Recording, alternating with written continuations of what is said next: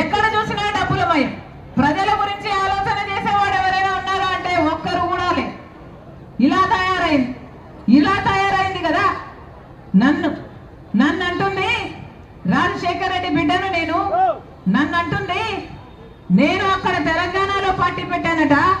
తెలంగాణలో పార్టీ పెట్టక ముందు నేను కాంగ్రెస్ పార్టీని దూషించానట. ఇప్పుడు కాంగ్రెస్ పార్టీలో ఎలా చేరాను అని అంటుంది.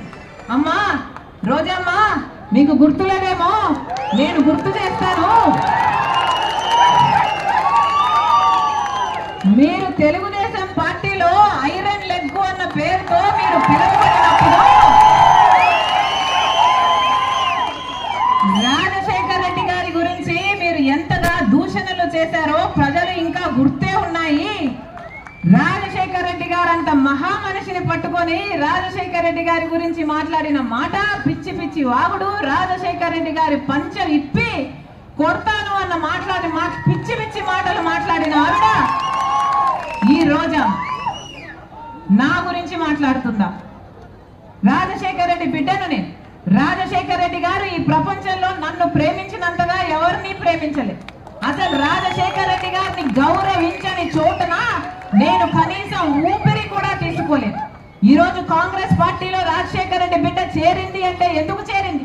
ఎందుకంటే వాళ్లకు రాజశేఖర్ రెడ్డి గారి మీద అపారమైన గౌరవం ఉంది అని నేను నిర్ధారించుకున్న తర్వాతనే కాంగ్రెస్ పార్టీలో చేరాను.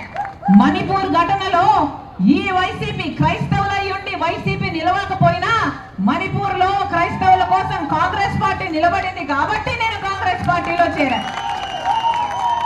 మన ఆంధ్ర రాష్ట్రానికి ప్రత్యేక హోదా గురించి వీళ్ళు కొట్లాడతామని చెప్పి మాట తప్పితే కాంగ్రెస్ పార్టీలో రాహుల్ గాంధీ గారు మొట్టమొదటి సంతకమే నేను ప్రత్యేక హోదా ఫైల్ మీద చేస్తాను ప్రధానమంత్రి అయినా కానీ ఆయన మాట చెప్తే తర్వాత చేరాను నేను కాంగ్రెస్ పార్టీలో. నా గురించి మాట్లాడుతున్నారా? పైగా తెలంగాణలో పార్టీ పెట్టానట, నేను మూసేసి ఇక్కడికి ఎందుకు వచ్చాను అని అడిగింది. అమ్మా నేను వైఎస్ఆర్ తెలంగాణ పార్టీ అని పార్టీ పెట్టిన మాట నిజమే, అది మూయలేదు తల్లి. వైఎస్ఆర్ తెలంగాణ పార్టీ కాంగ్రెస్ పార్టీలో విలీనం చేశాం కాబట్టి కాంగ్రెస్ పార్టీ ఎంత కాలం బతికుంటుందో వైఎస్ఆర్ తెలంగాణ పార్టీ కూడా కాంగ్రెస్ పార్టీలో భాగమై బతికే ఉంటుంది. ఈరోజు ఆంధ్ర రాష్ట్రానికి రాజశేఖర్ రెడ్డి బిడ్డ వచ్చింది అంటే గొప్ప ఉద్దేశంతో వచ్చింది.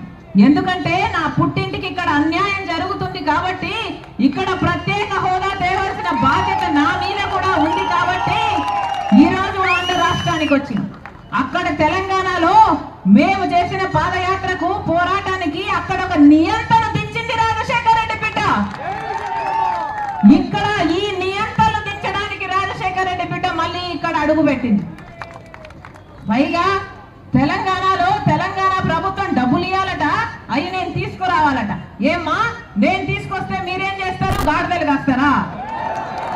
అధికారం ఏమో మీకుంది, తెలంగాణలో టిఆర్ఎస్ పార్టీలో దోస్తీ ఏమో మీకుంది. ఈ 5